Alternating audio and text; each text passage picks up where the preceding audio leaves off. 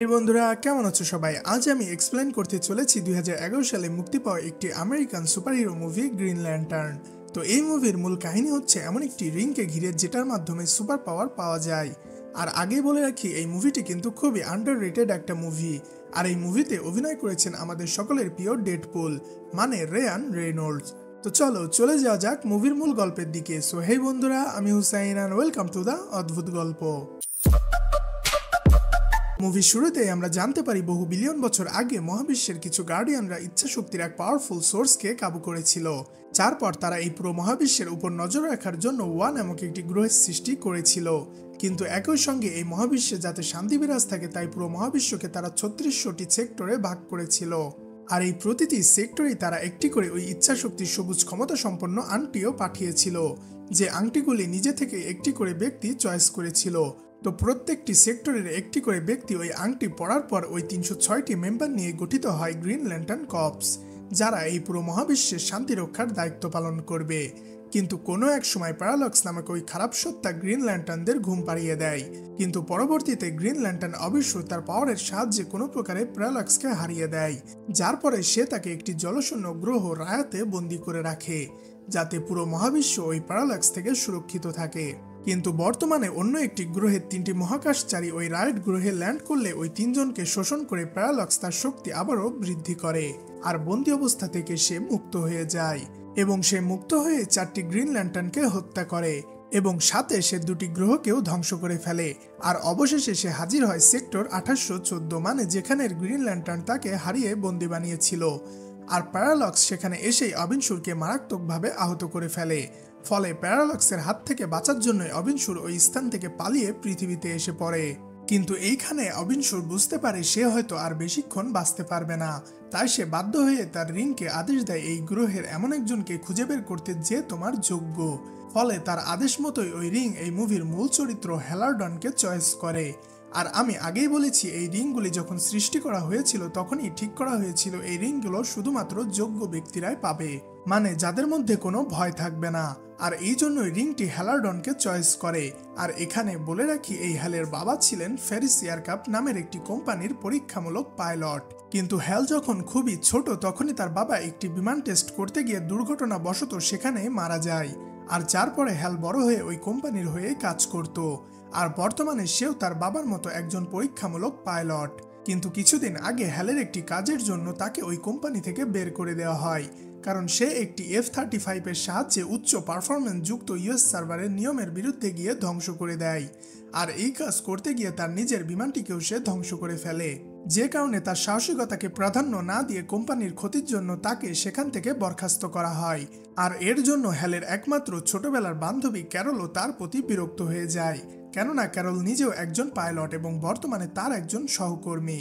তো যাই হোক, এইসব ঘটনার পরে সেই রিং হ্যালকে চয়েস করে এবং সোজা তাকে নিয়ে আসে সেই দুর্ঘটনা স্থলে, মানে যেখানে অ্যাবিনশুর আহত অবস্থায় রয়েছে। তো এই স্থানে উপস্থিত হয়ে হ্যাল দেখতে পায় একজন এলিয়েন আহত অবস্থায় পড়ে আছে, তাই সে তাকে সাহায্য করার জন্য এগিয়ে যায়। কিন্তু অ্যাবিনশুর প্রথমেই তাকে সেই আংটি এবং একটি সবুজ লণ্ঠন দেয় এবং তাকে বলে এই আংটি পরে এই লণ্ঠনটির সামনে শপথ নিতে। কিন্তু তখনই অ্যাবিনশুর সেখানেই মারা যায়।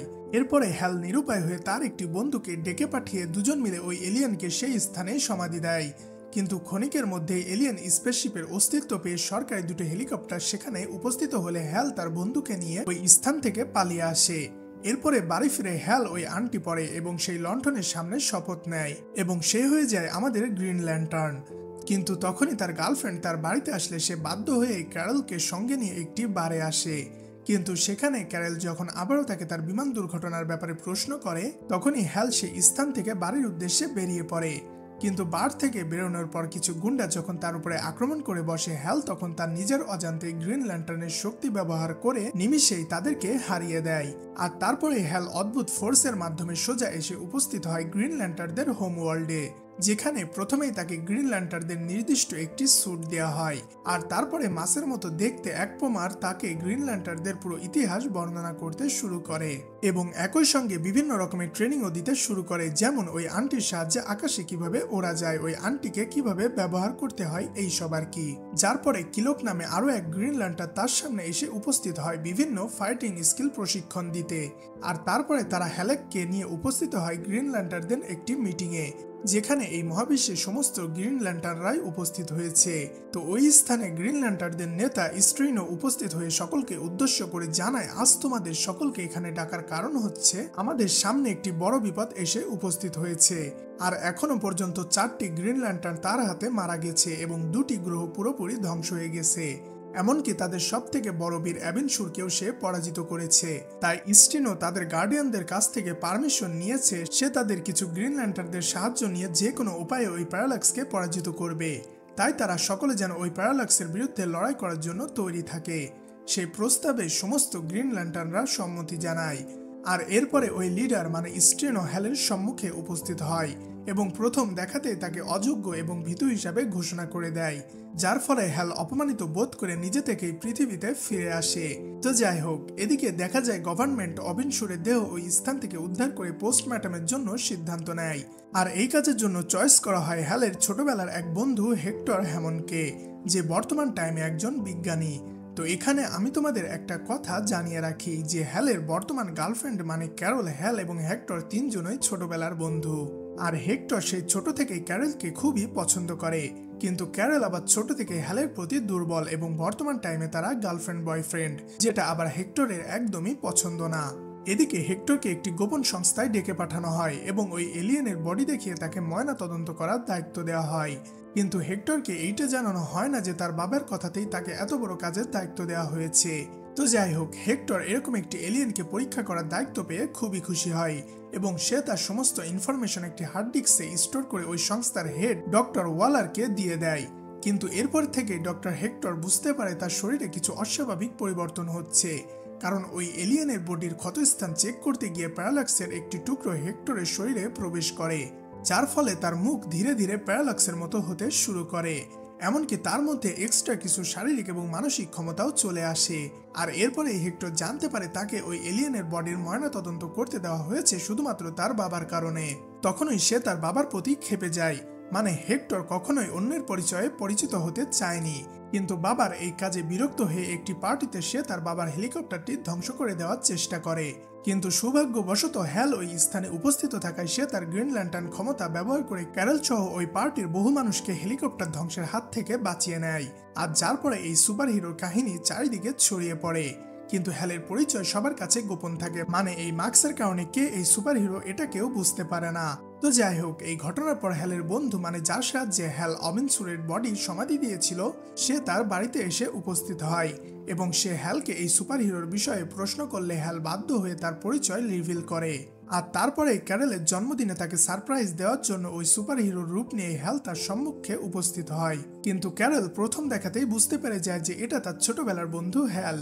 এরপরে সে ক্যারলকে বলে সে কিভাবে এই আংটি পেয়েছে এবং ওই পুরো ঘটনাটা তাকে বর্ণনা করে। এমনকি সেই সঙ্গে সে এটাও জানায় হ্যাল তাদের গ্রিন ল্যান্টার্ন টিম ছেড়ে দিয়েছে, কারণ তার মনে হয় তাকে এই কাজের জন্য চয়েস করাটা ভুল ছিল। যেটা শুনে ক্যারল আবারও তার প্রতি হতাশ হয়ে পড়ে, মানে ক্যারলেরও মনে হয় ওই টিম ছেড়ে দেওয়া হ্যালের ভুল হয়েছে, যে কারণে ক্যারল তাকে সেখান থেকে চলে যেতে বলে। অন্যদিকে দেখা যায় স্ট্রিনো তার বেস্ট কিছু টিম মেম্বারদের সাহায্যে প্যারালাক্সকে বন্দি বানানোর চেষ্টা করছে, কিন্তু আমাদের প্যারালাক্স বাবাজি এসে আরো কিছু গ্রিন ল্যান্টারদের হত্যা করে ফেলে। আর এরপরে স্ট্রিনো হতাশ হয়ে আবারও ফিরে যায় তাদের হোমল্যান্ডে এবং সে সেখানে গিয়ে গার্ডিয়ানদের থেকে জানতে চায় ওই প্যারালাক্সের আসল ইতিহাস কি। আসলে প্যারালাক্স যেভাবে নিমিষে গ্রিন ল্যান্টারদের হত্যা করছে তাতে তাকে পরাজিত করতে গেলে প্যারালাক্সের আসল ইতিহাসটা জানাটা খুবই জরুরি। ফলে সেই গার্ডিয়ানরা তাকে জানায় প্যারালাক্স আসলে তাদেরই একজন সঙ্গী, মানে সে পূর্বে একজন গার্ডিয়ান ছিল। আর ওই যে তারা সকলে মিলে ইচ্ছাশক্তি সবুজ এক ফোর্সকে কাবু করেছিল, ঠিক তেমনি ভয়ের এক হলুদ ফোর্সকেও তারা কাবু করেছিল। কিন্তু তারা সকলে মিলে সিদ্ধান্ত নেয় যে ওই কালো শক্তি থেকে তারা সবসময় দূরে থাকবে, কারণ ভয়ের ওই হলুদ শক্তি সকলকে দূষিত করে দেয়। তাই কিছু গার্ডিয়ান মনে করতে শুরু করে হলুদ ওই শক্তিকেও তাদের কাবু করা উচিত। কিন্তু যেহেতু ওই শক্তি সবাইকে দূষিত করে, তাই বেশিরভাগ গার্ডিয়ানরাই ঠিক করেছিল ওই শক্তি থেকে তারা দূরে থাকবে। কিন্তু প্যারালাক্স নামক ওই গার্ডিয়ান মনে করে ওই হলুদ শক্তিকেও তারা কাবু করে ভালো কাজে ইউজ করতে পারে, যে কারণে সে কারোর বারণ না শুনে ওই ভয়ের হলুদ শক্তিকে কাবু করার চেষ্টা করে। কিন্তু দুর্ভাগ্যবশত ওই শক্তি তাকে পুরোপুরি এভিল করে দেয়, আর এরপর থেকে চলতে থাকে প্যারালাক্সের ধ্বংসলীলা।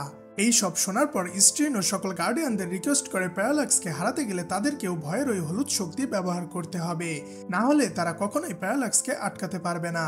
আর গার্ডিয়ানরাও তার এই প্রস্তাবে রাজি হয়ে ওই হলুদ শক্তির মাধ্যমে একটি আংটি তৈরি করতে শুরু করে, কারণ তাদেরকে যে কোনো উপায়ে তাদের হোম ওয়ার্ল্ডকে রক্ষা করতে হবে। অন্যদিকে দেখা যায় হেক্টরের শরীর অবস্থা ধীরে ধীরে আরও চেঞ্জ হতে শুরু করেছে এবং গভর্নমেন্ট এই ব্যাপারটা জানতে পেরে তাকে আবারও সেই সংস্থায় তুলে নিয়ে যায় এবং জোরপূর্বক তাকে অজ্ঞান করে তার উপরে ট্রিটমেন্ট শুরু করে। কিন্তু জ্ঞান ফিরে পাওয়ার পর হেক্টর যখন তার বাবা এবং ওই সংস্থার হেড ওয়াল্কারকে দেখতে পায়, তখন সে তাদেরকে হত্যা করার চেষ্টা করে।